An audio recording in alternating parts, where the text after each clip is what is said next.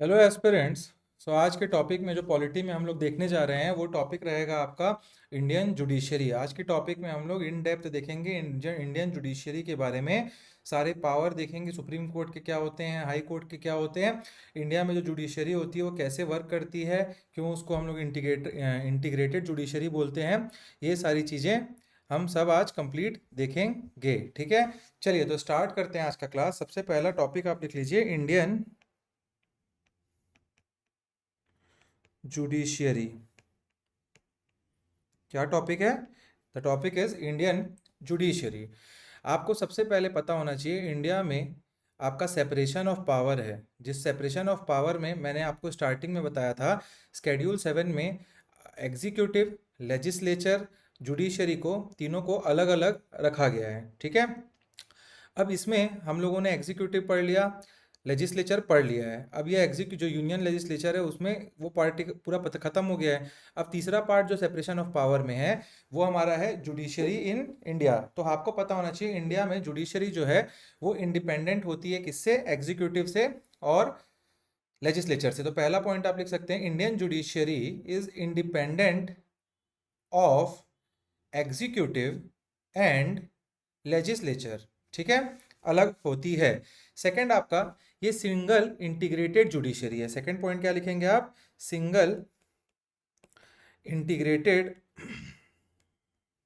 Judiciary. इसका मतलब क्या होता है? पूरे भारत देश में, पूरे इंडिया में सिर्फ एक ही जुडिशियल सिस्टम होगा।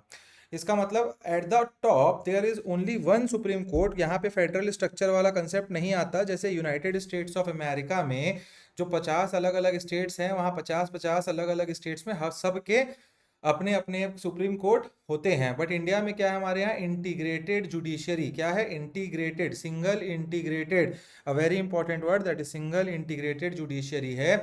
इसमें हमारे पास टॉप में, that is in apex, apex court एक ही होता है, वो है सुप्रीम कोर्ट। इसके अंदर हमारे पास मल्टीपल हाई कोर्ट्स होते हैं, हाई कोर्ट्स होते हैं।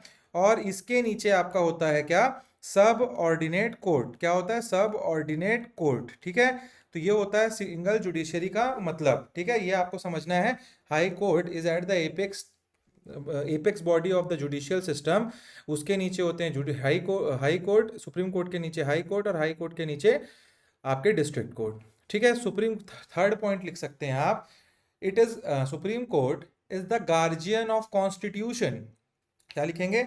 Supreme court is the guardian of constitution. Guardian का मतलब क्या हो रहा है? गार्जियन का मतलब यहाँ पे ये हो रहा है कि सुप्रीम कोर्ट जो है वो अल्टीमेट गार्जियन है। किसका?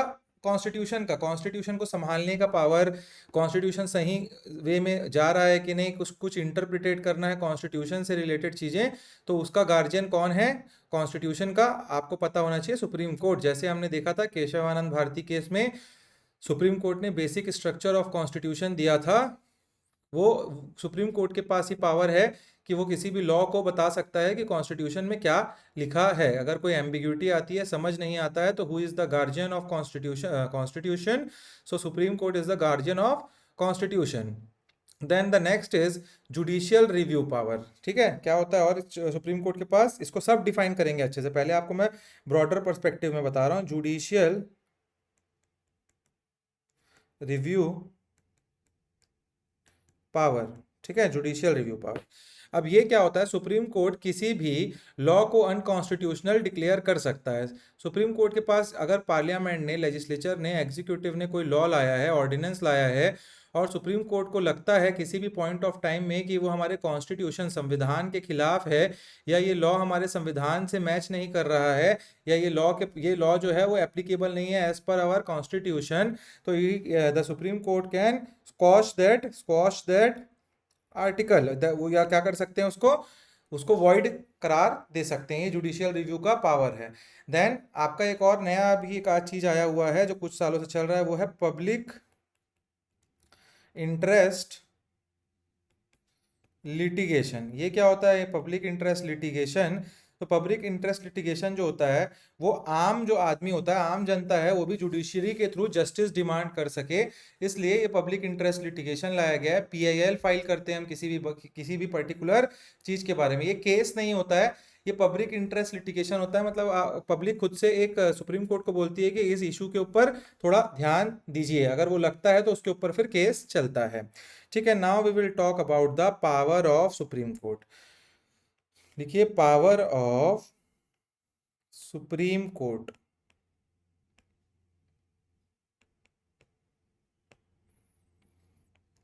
इसमें सबसे पहले हम लोग जो आर्टिकल पढ़ेंगे वो आर्टिकल होगा आर्टिकल 132। ठीक है, आर्टिकल 132, इन सब का डेफिनेशन मैं लिखाऊंगा, अभी समझ लीजिए पहले आप। ठीक है, आप चलिए पहले लिखते जाते हैं फिर समझते जाते हैं इसको साथ में। ठीक है, तो सबसे पहला आप एक डेफिनेशन लिखिए, base nature of Indian judiciary, आपका हेडिंग है Indian judiciary has an integrated judicial system, under this system, comma, Supreme Court is the apex institution.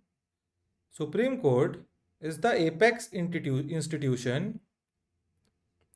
While in USA, system of parallel court exists. Full stop. In Indian judiciary, federal principle is not applied at all in the higher judiciary. ठीक है, तो मैंने आप लोगों को बताया था जैसे आपका अमेरिका में अलग अलग कोर्ट होते हैं, हर एक स्टेट में एक कोर्ट होता है, हम फेडरल स्ट्रक्चर में हैं बट हम जुडिशरी में वो फेडरल स्ट्रक्चर को फॉलो नहीं करते। एग्जीक्यूटिव और हम लोग लेजिस्लेचर में हमारे फेडरल स्ट्रक्चर को देखते हैं कैसे, अपना सेंटर में एक यूनियन गवर्नमेंट होता है, एक प्राइम मिनिस्टर होता है, एक प्रेसिडेंट होता है, वैसी हर स्टेट में एक लेजिस्लेटिव असेंबली होती है, वहाँ एक गवर्नर होता है, वहाँ एक चीफ मिनिस्टर होता है। तो here we are following the federal structure, but in the case of judiciary we only have high court in the states and we only have a single supreme court. ठीक है, ये हो गया। अब आपको ये लगना, आपको ये भी पता होना चाहिए कि जुडिशरी जो है, विच पावर और प्रोविजन हमारे कॉन्स्टिट्यूशन में इट शोज कि जुडिशियरी इज इंडिपेंडेंट। मैं बोल रहा हूं आप लोगों को कि हमारे देश में जुडिशरी इंडिपेंडेंट है, तो देयर माइट बी सम, कुछ ना कुछ तो बैकिंग होगी उसकी। तो हम कैसे समझें कि जुडिशरी इंडिपेंडेंट है? पहला पॉइंट लिखिए आप। ठीक है, इसमें जो आपका सिस्टम ऑफ अपॉइंटमेंट है and system of removal, first point, system of appointment and system of removal. जैसे आप देखते हैं सिस्टम ऑफ अपॉइंटमेंट जो है जुडिशरी का, वो कोलिजियम सिस्टम से किया जाता है, जिसमें आपके सीनियर मोस्ट जज, इसको मैं बताऊंगा आपको कोलिजियम सिस्टम को, तो ये कोलिजियम सिस्टम से होता है, एक बहुत ही ट्रांसपेरेंट मेथड है। तो ये आपका अपॉइंटमेंट हो गया बहुत क्लियर कि किसी के फोर्स या किसी के बोलने बस से या सिफारिश बस से क्या हो गया, अपॉइंटमेंट नहीं होता है। देन आपको पता है रिमूवल ऑफ जजेस आर वेरी टफ, ये कॉन्स्टिट्यूशन में दिया हुआ है कि पार्लियामेंट विल रिमूव द जजेस, यहाँ पे वोटिंग होती है पार्लियामेंट में। तो ये दो चीजें हमको दिखाती हैं इंडिपेंडेंट नेचर ऑफ जुडिशरी की, किसी भी एक सिंगल आदमी के हाथ में पावर नहीं है कि वो जज को हटा सके या जुडिशरी में अपॉइंटमेंट कर सके। ठीक है, then the second point is salaries and pension of judges come under non votable expenditure। मैंने आप लोगों को बताया था ना, चार्ज एक्सपेंडिचर के अंदर सुप्रीम कोर्ट और हाई कोर्ट के जज का सैलरी भी होता है। इसका मतलब कि पार्लियामेंट चाह के भी इसको कम नहीं कर सकता। कब तक? जब वो पावर में है, जब वो उनकी सैलरी को रोका नहीं जा सकता। ठीक है, जब तक वो अपॉइंटेड हैं उस पर्टिकुलर टाइम में, तो उससे उनका क्या होता है, एक जुडिशियल आपको इनको इंडिपेंडेंस मिलता है सैलरी और पेंशन से रिलेटेड। फोर्थ लिखिए, the salary can't be decreased accept under financial emergency under article 360 if imposed. इसका मतलब मैंने आपको बताया सैलरी तब तक कभी भी पार्लियामेंट इनकी कम नहीं कर सकता, और कब कर सकता है, अगर एक ही सिचुएशन है, अगर क्वेश्चन ने पूछेगा तो वो है जब फाइनेंशियल इमरजेंसी हमारे देश में लगी होगी अंडर आर्टिकल 360, तभी कम किया जा सकता है। ठीक है, फिफ्थ लिखिए, द कंडक्ट ऑफ द जजेस, द कंडक्ट ऑफ द जजेस can't be discussed by the parliament with only exception at the time of removal of judge। मतलब कभी भी पार्लियामेंट के अंदर जो हाई कोर्ट या सुप्रीम कोर्ट के जज हैं, उनका कोई भी डिसीजन, उनका कोई भी कोर्ट में बोला हुआ चीज को पार्लियामेंट डिस्कस नहीं कर सकती। ये इंडिपेंडेंट नेचर दिखा रहा है जुडिशरी का। बस एक ही ऐसा सिचुएशन है जिसमें वो किया जा सकता है, और वो सिचुएशन क्या है, जब उनका रिमूवल होगा। क्यों? क्योंकि रिमूवल जो है हाई कोर्ट और सुप्रीम कोर्ट के जज का, वो कहाँ से होता है, मैंने आपको बताया है, वो होता है आपका पार्लियामेंट से। तब उसको डिस्कस करना ही पड़ेगा। ठीक है। नाउ पावर ऑफ, हम लोग लिखेंगे पावर ऑफ सुप्रीम कोर्ट। उसमें सबसे पहले लिखिए आप आर्टिकल 129। आर्टिकल 129 में लिखिए according to it, comma, according to it, comma, supreme court is a court of record. क्या है supreme court? Court of record. Court of record का क्या मतलब होता है? सुप्रीम कोर्ट का कोई भी डिसीजन होता है, कोई भी जजमेंट होता है, वो जजमेंट को फाइनल माना जाएगा और वो रिकॉर्डेड होता है। उस पर्टिकुलर जजमेंट को एज अ एविडेंस यूज किया जा सकता है, एविडेंस यूज किया जा सकता है। इसका मतलब क्या है? आप लोगों ने देखा होगा, जब आप कहीं पिक्चर देख रहे हैं या कोई मूवीज में देखा होगा, या आपको पता होगा एक चीज कि लॉयर्स बहुत सारे अपने घर में बुक्स क्यों रखते हैं। उसका मेन रीजन होता है लॉयर्स का इतने बुक को रखने का अपने घर पे, कि वो पुराने जो सुप्रीम कोर्ट के क्या होते हैं, रिकॉर्डेड जजमेंट होते हैं, और वो सिमिलर केसेस पे एप्लीकेबल होते हैं। अगर हाई कोर्ट में आप केस लड़ रहे हैं, या लोअर कोर्ट में आप जुडिशरी में मतलब डिस्ट्रिक्ट कोर्ट में आप केस लड़ रहे हैं, और सिमिलर अगर केस हाई कोर्ट तक गया है और हाई कोर्ट ने कोई भी डिसीजन दिया है उस पर्टिकुलर केस में, वो डिसीजन कोर्ट ऑफ रिकॉर्ड हो जाता है, और उस डिसीजन को आप लोअर कोर्ट में शो कर सकते हैं। तो they will have to give the decision in that particular favour, because supreme court का जो वर्डिक्ट है वो कोर्ट ऑफ रिकॉर्ड माना जाता है अंडर आर्टिकल 129। ठीक है। Now right the second one, that is article 137। ये होता है क्या? Review petition. इसके लिए पहले आप लोग लिख लीजिए डेफिनेशन। तो रिव्यू पिटीशन में लिखिए, it means that there is no authority over and above the supreme court. It is because only the supreme court shall have the power to review its own judgement, full stop. But this power of Supreme Court under Article 137 is subjected to the provision of the law made by the Parliament and any rule made under Article 145 of Constitution। अब ये आपका 137 क्या है? तो article जो मैंने बोला 137 है, वो रिव्यू पिटीशन है। इसमें जो सुप्रीम कोर्ट है आपका, सुप्रीम कोर्ट जो है आपका, कोई भी डिसीजन को, एक सेकेंड, जस्ट अ सेकेंड, हाँ ठीक है। इसमें क्या है, आपका जो सुप्रीम कोर्ट है वो कोई भी डिसीजन को रिव्यू कर सकता है। अगर कोई नया एविडेंस या एक्सेप्शनल सर्कमस्टांसेस होते हैं तो सुप्रीम कोर्ट अपना डिसीजन को बदल सकता है। एक बहुत इंपॉर्टेंट केस था रूपा अशोक हुर्रा केस 2002 का। उसमें सुप्रीम कोर्ट ने कहा था कि जुडिशियरी के इनजस्टिस को करेक्ट करने के लिए क्यूरेटिव पिटीशन फिल किया जा सकता है। तो मैंने आप लोगों को डेफिनेशन में क्या बोला कि it means that there is no authority over and above the supreme court. इसका मतलब सुप्रीम कोर्ट से ऊपर कुछ नहीं है। ठीक है, जुडिशरी में। It is because the supreme court shall have the power to review its own decision. मतलब सुप्रीम कोर्ट के पास खुद का पावर है अपने ही डिसीजन को चेंज करने का।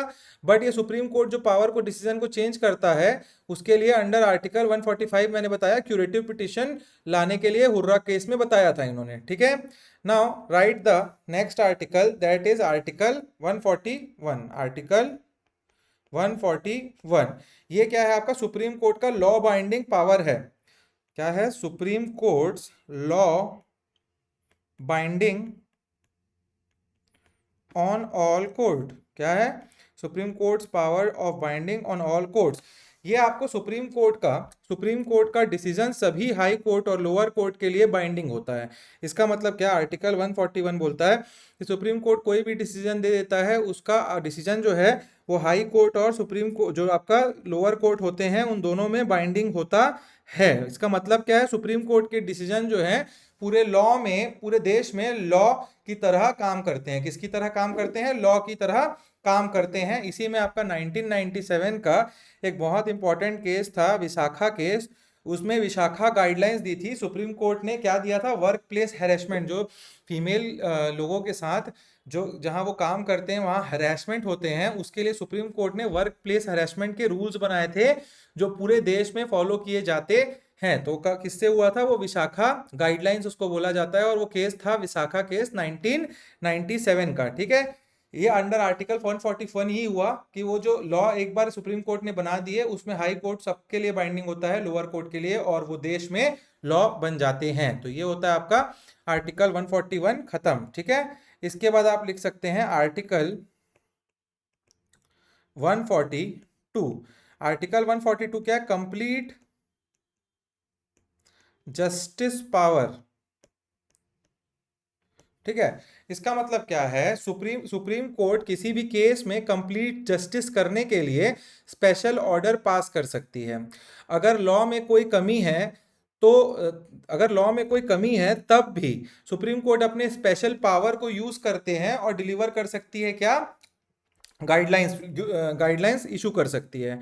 जैसे आपने बाबरी मस्जिद केस हुआ था आपका, और बाबरी मस्जिद वर्सेस राम जन्मभूमि केस 2019 वाला है, उसमें सुप्रीम कोर्ट ने आर्टिकल 142 को यूज किया था, यूज करके मंदिर के लिए लैंड अलॉट की और मुस्लिम लोगों को अल्टरनेटिव लैंड प्रोवाइड कराया था। ठीक है, इसका मतलब क्या हुआ? सुप्रीम कोर्ट किसी भी केस में कंप्लीट जस्टिस करने के लिए स्पेशल ऑर्डर पास कर सकती है। ठीक है, अगर लॉ में कोई कमी है तो सुप्रीम कोर्ट अपना special power under article 142 use कर सकती है। तो आप 142 में लिखेंगे supreme courts in case of supreme court's power to complete justice. ठीक है, in case of any matter pending by the supreme court in case of any matter passed by the supreme court can pass, comma लगा के, supreme court can pass any order और decree to do the complete justice. Next point इसी में लिखिए, it shall be the responsibility of the other two branches, it shall be responsibility of the other two branches of the government to get it implemented.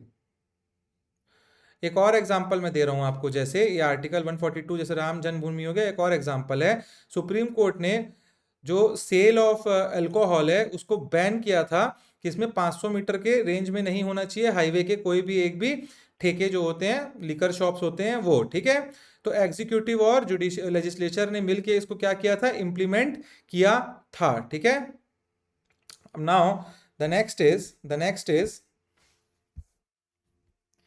Article 143। Article 143 क्या बोलता है? Presidential reference.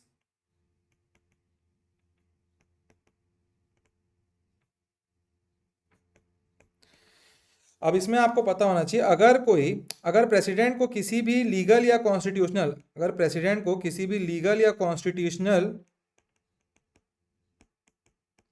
Matter में क्या हो जाता है? Confusion आता है, तो वो प्रेसिडेंट ऑफ इंडिया अगर कंफ्यूजन आता है तो वो सुप्रीम कोर्ट से क्या मांग सकते हैं? एडवाइस मांग सकते हैं। ठीक है, तो अगर प्रेसिडेंट ऑफ इंडिया को कोई भी कंफ्यूजन आता है लीगल या कॉन्स्टिट्यूशनल मैटर में, तो वो अंडर आर्टिकल 143 सुप्रीम कोर्ट से एडवाइस मांग सकते हैं। और जो सुप्रीम कोर्ट की एडवाइस होती है वो बाइंडिंग नहीं होती किस पे? प्रेसिडेंट के ऊपर। ठीक है, मगर बहुत रेस्पेक्टेड होती है इनकी जो जो जो इनका एडवाइस होता है, सो जनरली प्रेसिडेंट ऐसा करते हैं। इसी में आपका आप लिख सकते हैं, आपको एक एग्जांपल देता हूँ ये कब यूज हुआ था। तो एक आपको पता होगा, आपको पता नहीं है तो मैं बता रहा हूँ, एक बेरी बेरी BERU बेरी बोरी यूनियन केस है, एक बहुत इंपॉर्टेंट केस है। वो केस जो है 19 कब हुआ था, 60s में। तो इसमें क्या हुआ था, प्रेसिडेंट जो थे उन्होंने सुप्रीम कोर्ट से पूछा था कि भारत बांग्लादेश को कुछ एरिया दे सकता है क्या, हमारे कुछ एनक्लेव अभी 100th अमेंडमेंट एक्ट से हुए हैं exchange.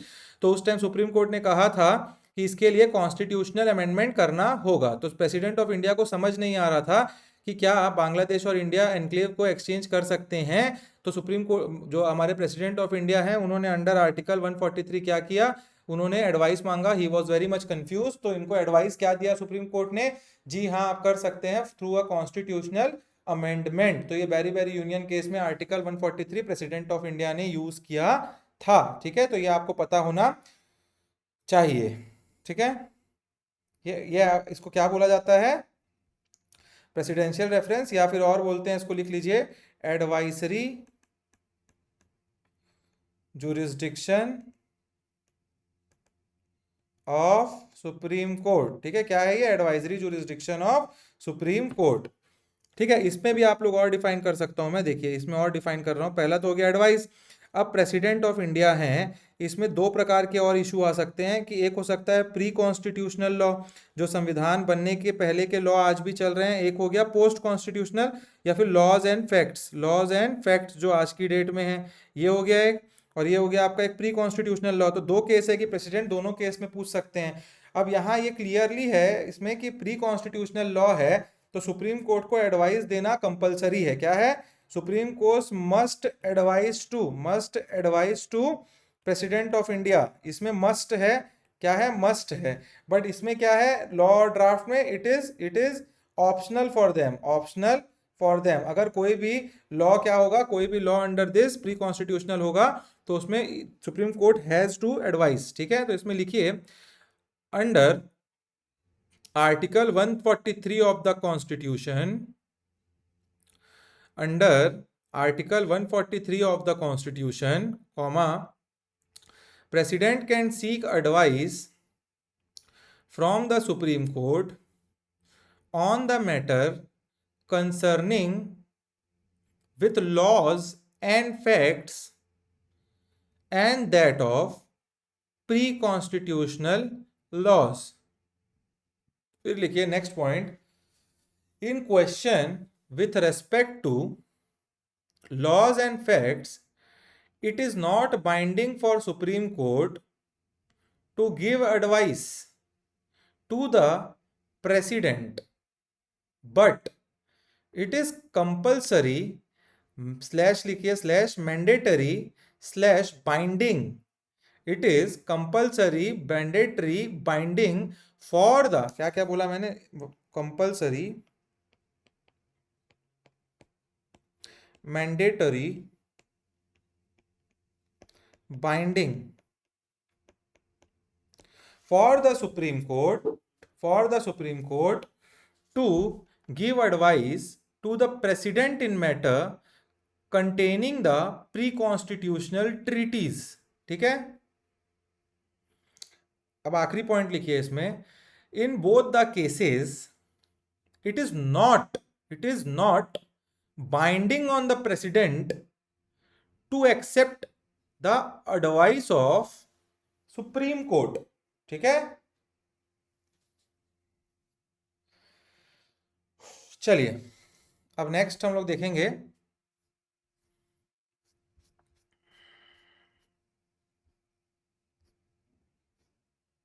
Jurisdiction of supreme court. देखेंगे हम लोग, क्या देखेंगे,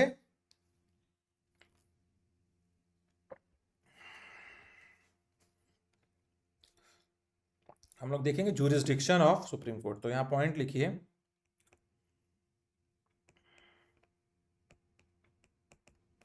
jurisdiction of supreme court of India. तो इसमें सबसे पहले आपको पता होना चाहिए भारत में चार प्रकार के जुरिस्डिक्शन होते हैं सुप्रीम कोर्ट के पास। ठीक है, सबसे पहला जुरिस्डिक्शन क्या होता है, तो उसको बोलते हैं हम लोग ओरिजिनल जुरिस्डिक्शन। ठीक है, जुरिस्डिक्शन ये आता है आपका under article 131। Second is writ jurisdiction, क्या होता है, रिट जुरिस्डिक्शन, ये आता है आपका अंडर आर्टिकल 32। ये जो है आपका फंडामेंटल राइट है हमारा, रिट जुरिस्डिक्शन। थर्ड आता है आपका appeal, appellate jurisdiction, appellate jurisdiction ये आता है अंडर आर्टिकल 132 टू 136, ठीक है। और चौथा आता है हमारा दैट इज एडवाइजरी जुरिस्डिक्शन। तो एक एक करके हम लोग अब इसको डील करते हैं, ठीक है। ये आता है अंडर आर्टिकल 143। एपिलिएट जुरिस्डिक्शन तो मैंने, एडवाइजरी जुरिस्डिक्शन तो अभी हमने किया, ये जो है ये वाला क्या था, ये एपिलिएट जुरिस्डिक्शन तो इसके अंडर आ गया, ठीक है। अब ये 3 जुरिस्डिक्शन हमको देखने हैं। सबसे पहला है ओरिजिनल जुरिस्डिक्शन। तो ओरिजिनल जुरिस्डिक्शन कॉन्स्टिट्यूशन में आर्टिकल 131 में दिया है। अब ये कब, इसका मतलब क्या है, सबसे ओरिजिनल काम क्या है सुप्रीम कोर्ट का, तो जब स्टेट या स्टेट और सेंटर के बीच में, क्या बोला मैंने, स्टेट वर्सेस स्टेट और स्टेट वर्सेस सेंटर,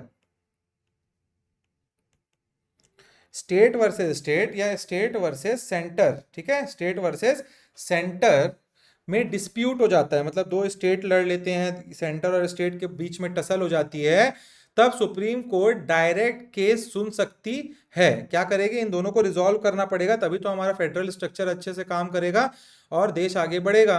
तो ये ओरिजिनल जुरिस्डिक्शन के अंडर आता है, under article 131 of the supreme court की स्टेट और स्टेट के बीच के या सेंटर और स्टेट के बीच में कोई भी दिक्कत आती है तो वो सुप्रीम कोर्ट रिजॉल्व करेगा। लेट्स टेक एन एग्जांपल, आपको पता होगा कावेरी रिवर डिस्प्यूट था, किसके बीच में था, कावेरी रिवर डिस्प्यूट, आप ऐसे लिख भी लेंगे, प्रीलिम्स में पूछ देता है। तो कावेरी रिवर डिस्प्यूट ने सुप्रीम कोर्ट ने यही किया था, ये दो कावेरी रिवर डिस्प्यूट में यही डिसीजन दिया था under article 131, that is original jurisdiction. And Kaveri जो रिवर शेयरिंग डिस्प्यूट था वो तमिलनाडु और कर्नाटका के बीच में था, किसके बीच में, तमिलनाडु वर्सेस कर्नाटका। तो इसको और Tamil Nadu versus Karnataka river dispute case भी बोला जाता है, ठीक है, कावेरी रिवर डिस्प्यूट। तो ये आपका आर्टिकल मैंने समझा दिया आपको, ओरिजिनल जुरिस्डिक्शन, ठीक है। इसमें अब आप लिख सकते हैं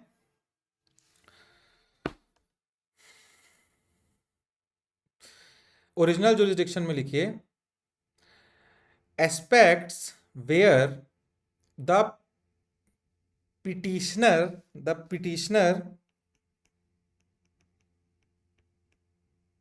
can directly approach supreme court. Second point लिखिए it deals with the disputes of centre versus state, centre and two और more states, between two states, between states and neighbouring two states, ठीक है।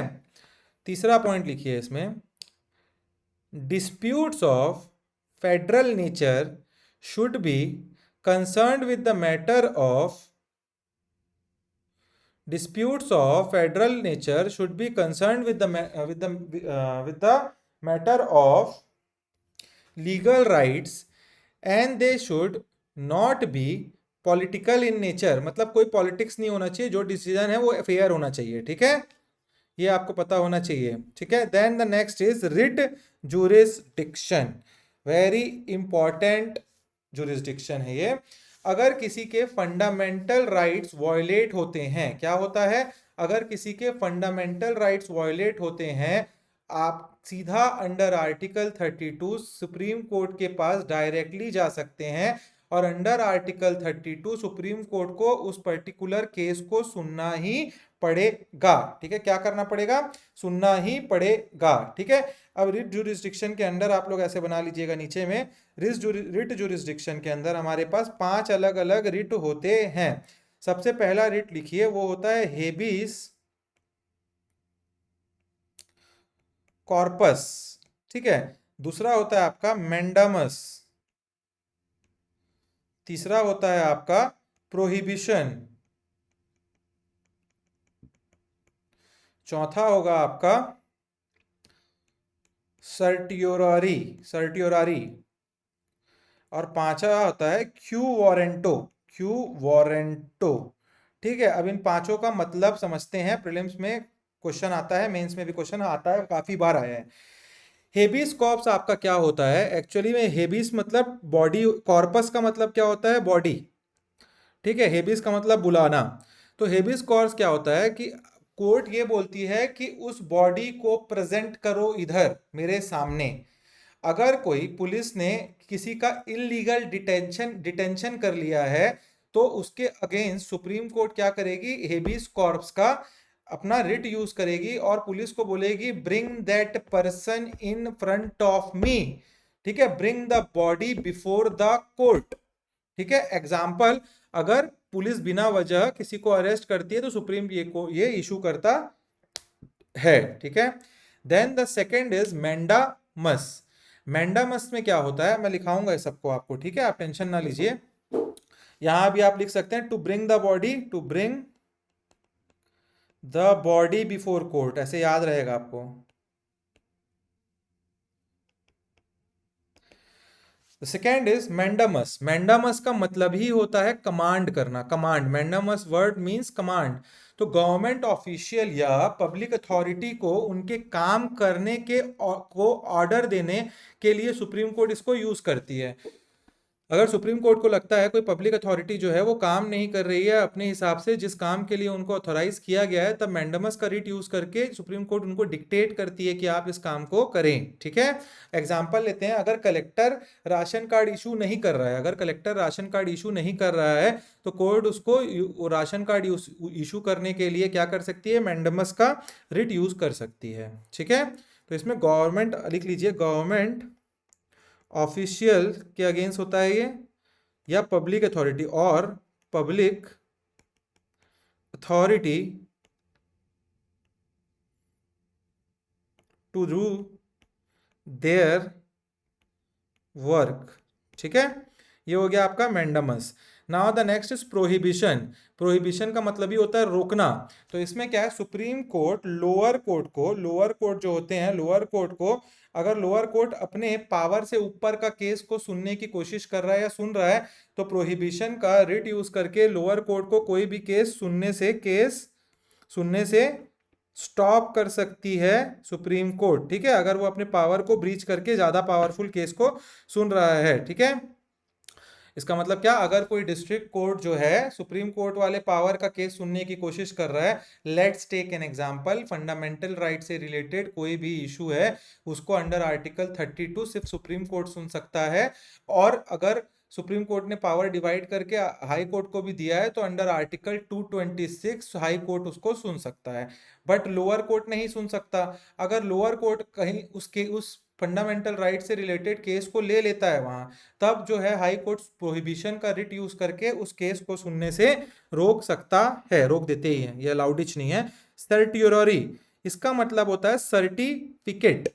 क्या होता है, लोअर जो आपका lower court का डिसीजन होता है किसी केस में, लोअर कोर्ट का डिसीजन को कैंसिल करना होता है, तब क्या करते हैं, इस पर्टिकुलर रिट का यूज करती है सुप्रीम कोर्ट। तो लिख लीजिए, कैंसिलिंग द लोअर कोर्ट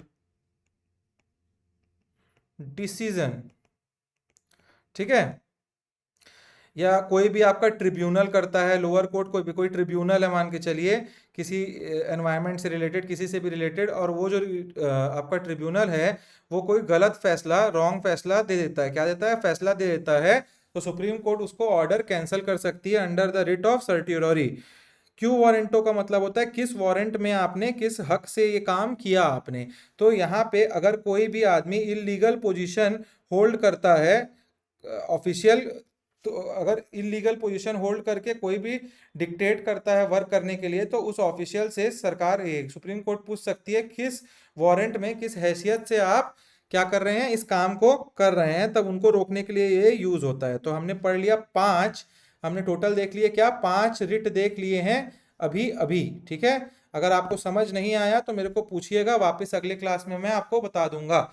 ठीक है, अगर कुछ भी टॉपिक समझ में नहीं आता है आप लोगों को तो आप लोग नेक्स्ट क्लास में पूछ सकते हैं।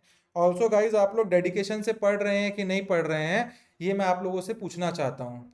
देखिए, मेरे को काफ़ी सारे स्टूडेंट्स फ़ोन करते हैं और स्टूडेंट्स फ़ोन करके बोलते हैं सर बहुत स्ट्रगल चल रहा है लाइफ में। आप लोगों को लगता है स्ट्रगल है एक टेबल और कुर्सी में बैठ के पढ़ाई करना, अपने घर में बैठ के अच्छा चार दीवारी के अंदर कूलर एसी में बैठ के आप गर्मी में पढ़ाई कर रहे हैं। आप कभी कहीं आगे गुजरते रहेंगे ना, किसी ज्वेलरी शॉप या किसी भी दुकान के आसपास में आपको कभी कोई चौकीदार मिल जाए, जो चौकीदार होता है उससे जाके आप एक बार बोलना, भैया बहुत स्ट्रगल है जीवन में, एक बार ये कोशिश करना आप बोलने की। आपको असलियत में वो बताएगा, भैया 8,000 रुपये के लिए मैं यहाँ सुबह 7 बजे से लेके शाम के 8 बजे तक कड़क धूप में बाहर बैठा हूँ। और यार चौकीदार या किसी भी आदमी को रिक्शा पुल करने का शौक नहीं होता है, उसको पता है वो 8,000 जो रुपये कमा रहा है उसके पीछे 4 लोग हैं खाने वाले। तो that is the real struggle. आप जो कर रहे हैं, आप जब काम करने निकलेंगे, ट्रस्ट मी आपको लाइफ में समझ आएगा कि the easiest thing in the world is to sit in a table and study. Books आपके सामने हैं, क्लासेस आपके पास हैं और आप पढ़ सकते हैं घर में। यू ऑल गाइज, हम सब प्रिविलेज्ड हैं, आप ये बोल सकते हैं कि हम CGPSC हो, UPSC हो, SSC हो, बैंकिंग हो, किसी की भी तैयारी 2 साल 3 साल 4 साल कर पा रहे हैं। आप सोच के देखिए, 6 महीने भी करने की हैसियत नहीं है बहुत से बच्चों की। तो मैं इसीलिए बोल रहा हूँ, बहुत डेडिकेशन से, बहुत रिस्पेक्ट से, अपने लिए, अपने माँ बाप के लिए, फॉर योर पेरेंट्स, आप अच्छे से पढ़ाई करिए। It is not a struggle, struggle job के बाद चालू होता है, ठीक है। सो लेक्चर खत्म, थोड़ा सा पढ़ाई कर लेते हैं हम। और कभी भी डीमोटिवेटेड फील होता है तो just give me a ring, I will be there for you all guys, ठीक है। कहाँ थे यार हम लोग? हाँ, ये पढ़ लिया ना हमने, ठीक है ठीक है। रिट जुरिस्डिक्शन में लिखिए, नोट्स लिखना था हम लोगों को। क्वेश्चन आता है प्रीलिम्स में, is it a original jurisdiction of supreme court? अगर ये आता है तो yes, it is a original jurisdiction of supreme court, ठीक है। अगर ये पूछेगा, is this exclusive jurisdiction of supreme court? Exclusive का मतलब क्या होता है, ये क्वेश्चन लिखिए, is writ jurisdiction exclusive jurisdiction of supreme court? तो देखिए, अंडर आर्टिकल 32 मैंने बोला आपको रिट जुरिस्डिक्शन का पावर सुप्रीम कोर्ट के पास है, बट ये ओरिजिनल तो है, बट एक्सक्लूसिव कैसे नहीं हुआ? मैंने ये भी तो बताया आपको कि अंडर आर्टिकल 226 ये हाई कोर्ट के पास भी दिया जाता है। तो ये एक्सक्लूसिव कैसे हुआ? एक्सक्लूसिव का मतलब क्या होता है? एक्सक्लूसिव जो सिर्फ आपके पास है, बोलते हैं ना exclusive addition of watches Anant Ambani पहनता है। सिर्फ 20 वॉचेस ये बने हैं आज तक दुनिया में, सिर्फ एक वॉच बना, एक कार बनी है, तो ये एक्सक्लूसिव हुआ। तो ये एक्सक्लूसिवनेस नहीं है इसमें, क्योंकि इट इज शेयरिंग इटसेल्फ, ठीक है, it is sharing the power. तो ये आपको पता होना चाहिए, ठीक है। Now what we will study, ये हो गया आपका। हाँ, अब हम लोग नेक्स्ट पढ़ेंगे क्या? नेक्स्ट पढ़ेंगे topic that is appellate jurisdiction.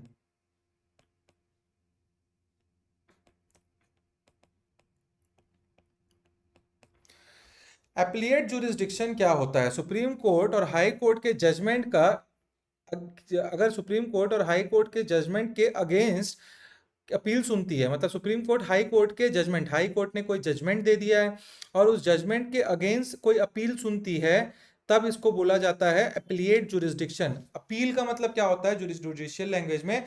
अगर आप लोअर कोर्ट में, आपका कोई केस गया, आप उस लोअर कोर्ट में केस को हार जाते हैं, तो आपके पास चॉइस है कि आप उस केस को आगे लेके चले जाएंगे, किसमें? आप लोअर कोर्ट से हाई कोर्ट लेके चले जाएंगे। अब हाई कोर्ट में भी केस चलता है और हाई कोर्ट में भी आप हार जाते हैं, तो हाई कोर्ट से आप उस केस को कहाँ ले जाएंगे? सुप्रीम कोर्ट में ले जाएंगे। तो ये जो आपका जुरिस्डिक्शन है, इसी को बोलते हैं अपील करना, बोलते हैं। हाई सुप्रीम जो लोअर कोर्ट है उसके आपने जजमेंट को अपील किया हाई कोर्ट में, हाई कोर्ट के जजमेंट को अपील किया सुप्रीम कोर्ट में, ठीक है। तो ये एपिलिएट जुरिस्डिक्शन होता है, ठीक है। इसमें टोटल तीन टाइप के जुरिस्डिक्शन होते हैं, ठीक है। तो लिख सकते हैं आप लोग, appellate jurisdiction is when supreme court hears the appeal और जजमेंट ऑफ हाई कोर्ट, ठीक है। इसमें तीन प्रकार के होते हैं। तीन प्रकार के क्या क्या होते हैं? पहला हो गया आपका कॉन्स्टिट्यूशनल अपील। क्या हो गया? Constitutional appeal. ये होता है आपका अंडर आर्टिकल 132। फिर आपका होता है सिविल अपील, ये होता है अंडर आर्टिकल 133। और आपका आखिरी होता है क्रिमिनल अपील, ये होता है अंडर आर्टिकल 134। 132, 133, 134 कॉन्स्टिट्यूशनल, सिविल और क्रिमिनल। कॉन्स्टिट्यूशनल अपील अब क्या होता है ये समझते हैं हम लोग। कॉन्स्टिट्यूशनल अपील, अगर किसी केस में कॉन्स्टिट्यूशनल क्वेश्चन उठता है तो सुप्रीम कोर्ट में अपील की जा सकती है। मतलब कॉन्स्टिट्यूशन से रिलेटेड कोई भी क्वेश्चन उठता है, क्या ये सही है, क्या ये गलत है, या आप समझ नहीं पाती है हमारी पार्लियामेंट या कोई भी कि कॉन्स्टिट्यूशन में ये जो पर्टिकुलर नॉर्म है या ये एक्ट है ये क्या बोलना चाह रहा है, तो who will tell you? Under constitutional appeal supreme court will tell you. ठीक है, so right, if there is a constitutional, if there arises a constitutional question, it can be appealed to Supreme Court. Next आपका आता है civil appeal. ये किस पे होता है? तो ये सिविल अपील जो है आपका प्रॉपर्टी के केस, लैंड के केस, इन सब में जो होता है, प्रॉपर्टी डिस्प्यूट, कॉन्ट्रैक्ट के केस, इन सब में आप सिविल अपील के रूप में हाई कोर्ट के अगेंस्ट, हाई कोर्ट के डिसीजन के अगेंस्ट कहाँ जा सकते हैं? सुप्रीम कोर्ट जा सकते हैं। ठीक है, और तीसरा है क्रिमिनल अपील। अगर कोई हाई कोर्ट में किसी जो आपका डिसीजन आ जाता है और उसको डेथ पेनल्टी दे दी जाती है, क्या दे दी जाती है? डेथ पेनल्टी दे दी जाती है, तो आप डेथ पेनल्टी के अगेंस्ट सुप्रीम कोर्ट में क्या कर सकते हैं? अपील। तो तीन हो गए, कॉन्स्टिट्यूशनल, सिविल और क्रिमिनल अपील, जो कि आपका एप्लीएट जुरिस्डिक्शन के अंदर आता है। ठीक है, तो ये लिख सकते हैं आप सिविल अपील में, the cases in which property contract cases are involved, their appeal can be made in Supreme Court। ठीक है, थर्ड हो गया आपका क्रिमिनल के लिए, लिखिए in the cases involving a death penalty, it the decision of high court can be challenged in supreme court. Now the next topic is special leave petition। क्या है next topic? Special leave petition. ये होता कहाँ है? ये आपके prelims में आता है काफी बार, स्टार लगा लीजिएगा। ये अंडर आर्टिकल 136 होता है। अब ये स्पेशल लीव पिटीशन होता क्या है ये समझने की कोशिश करते हैं। अगर किसी पर्सन के केस में, अगर किसी पर्सन के केस किसी भी हाई कोर्ट या ट्रिब्यूनल में चल रहा हो, किसी भी पर्सन का केस किसी भी एक हाई कोर्ट में, कंसर्न हाई कोर्ट में या फिर ट्रिब्यूनल में चल रहा हो, और वो सुप्रीम कोर्ट में डायरेक्ट अपील करना चाहता हो। ठीक है, हाई कोर्ट में चल रहा है केस, अभी डिसीजन नहीं आया, ट्रिब्यूनल में चल रहा है केस, अभी डिसीजन नहीं आया, मगर वो आदमी इन दोनों से हटके क्या करना चाह रहा है? सुप्रीम कोर्ट में उस केस को ले जाना चाह रहा है, अपील करना चाह रहा है, तो वो स्पेशल लीव पिटीशन फाइल कर सकता है। ठीक है, ये एक एक्स्ट्रा ऑर्डिनरी पावर है, एक्स्ट्रा ऑर्डिनरी पावर है जो सुप्रीम कोर्ट को दी गई है। ठीक है, वो कोई भी केस को सीधा भी ले सकते हैं, मगर आपको स्पेशल लीव पिटीशन लगाना होगा। ठीक है, चलिए, the next is advisory jurisdiction of, advisory jurisdiction तो हमने देख लिया, उसको नहीं पढ़ेंगे। ठीक है, now the next topic is appointment of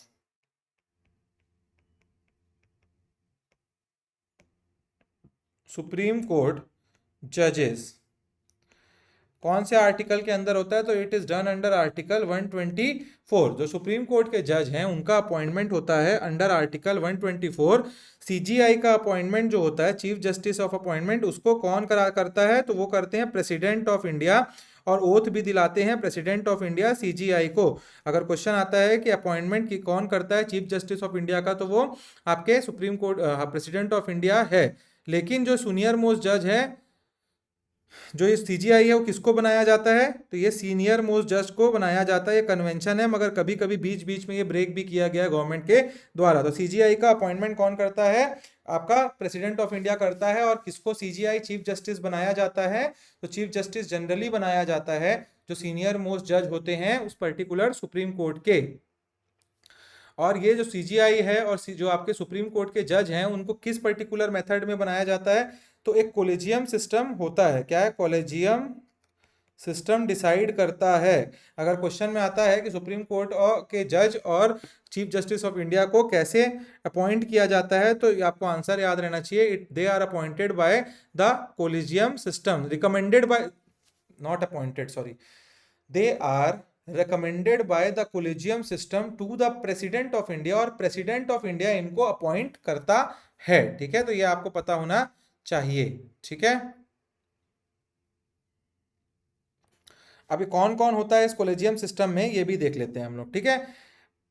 ये आपको पता होना चाहिए 1973 के पहले आपका जो गवर्नमेंट है वो जजेस को क्या करती थी, गवर्नमेंट जो है वो जज को अपॉइंट किया करती थी, ठीक है। बट ये जो आपका 1993 है, पोस्ट 1993 कोलेजियम सिस्टम लाया गया जिसमें सीजीआई रहते हैं, 4 सीनियर मोस्ट जज रहते हैं, और ये 5 लोग, एक सीजीआई हो गए और ये 4 सीनियर मोस्ट जज, ये 5 लोग मिलके गवर्नमेंट को क्या बोलते, सॉरी प्रेसिडेंट को रिकमेंड करते हैं, प्रेसिडेंट को रिकमेंड करते हैं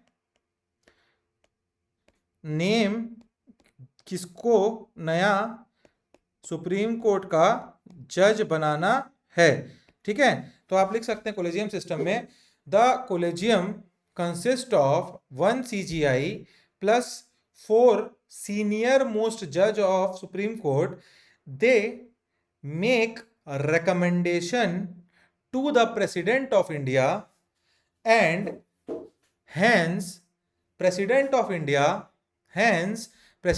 India appoints the new judge, ठीक है। ये आपको पता होना चाहिए।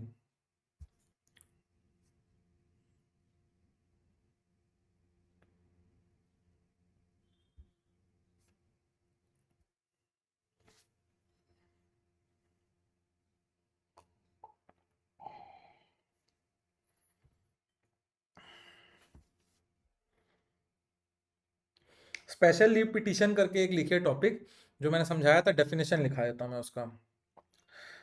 स्पेशल लीव पिटीशन में आप लिखिए पहला पॉइंट, स्पेशल, स्पेशल ऐसे करके लिखिए, special. Why it is called as special? Because this provision allows the person to bypass the law। क्या करते हैं, बाईपास करने के लिए अलाउ करता है, इसीलिए उसको स्पेशल बोला गया है, एक्स्ट्रा ऑर्डिनरी पावर बोला गया है। सेकेंड पॉइंट लिखिए, supreme court can grant permission to make an appeal against any judgment, ठीक है। थर्ड पॉइंट लिखिए, it is special because it is available in the case, it is special because it is available in the case of judgment made by any court। It means even against the judgment of a subordinate court। मतलब ये special क्यों बोला जाता है कि इस कोई भी कोर्ट हो, पहले तो एक्चुअल में पावर सुप्रीम कोर्ट के पास क्या है, जो ओरिजिनल पावर है, मतलब जनरल पावर, अपीलेट पावर में क्या है, हाई कोर्ट के बाद जो भी केसेस होते हैं वो वहां अपील के लिए जाते हैं।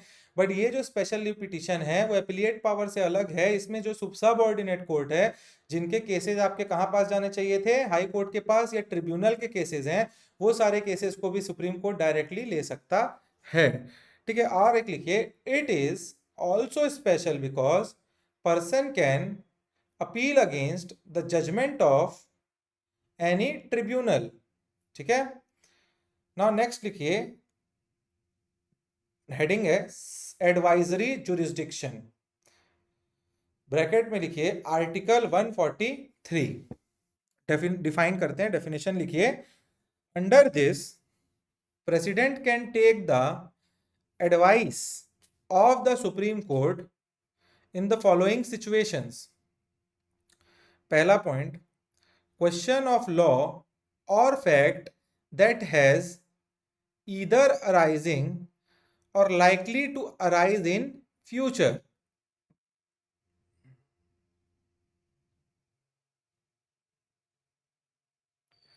second लिखिए, question is of such importance and such nature that for the government that is expedient, मतलब जल्दी से जल्दी उनको जानना है, expedient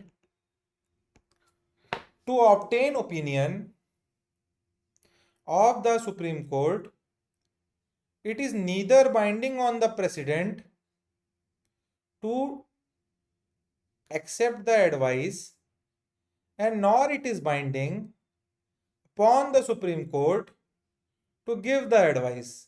ना ही यह प्रेसिडेंट के ऊपर बाइंडिंग है कि उनको एडवाइस को मानना ही है, ना ही ये हाई कोर्ट के सुप्रीम कोर्ट को के ऊपर कंपल्सरी है कि उनको एडवाइस देना ही है, ये बोल रहे हैं हम, ठीक है। With only exception of pre constitutional law, ये समझाया था ना मैंने, प्री कॉन्स्टिट्यूशनल लॉ में करना ही करना है, बट इनके बारे में कोई दिक्कत नहीं है। नेक्स्ट लिखिए आप आर्टिकल 138, उसमें डिफाइन करेंगे Parliament can further enlarge the jurisdiction of Supreme Court for any other matter in the union list। मतलब आर्टिकल 138 क्या बोल रहा है, पार्लियामेंट के पास पावर है, अगर सुप्रीम कोर्ट के पावर को और बढ़ाना है तो कौन बढ़ा सकता है, तो वो पार्लियामेंट ऑफ इंडिया बढ़ा सकता है, ठीक है। नाउ राइट आर्टिकल 140, पार्लियामेंट में by law can give ancillary power to the supreme court to enable it to work more efficiently. क्या लिखा आप लोगों ने, पार्लियामेंट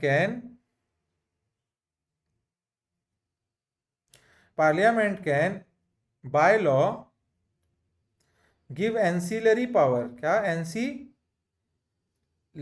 पावर, ठीक है, एंसिलियरी पावर।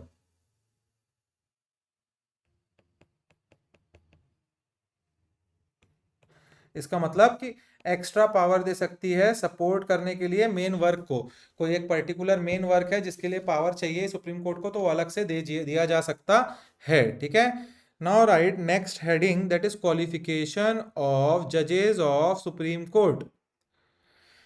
फर्स्ट क्वालिफिकेशन है he should be citizen of India, लिखते जाइए, फर्स्ट सिटीजन ऑफ इंडिया होने चाहिए।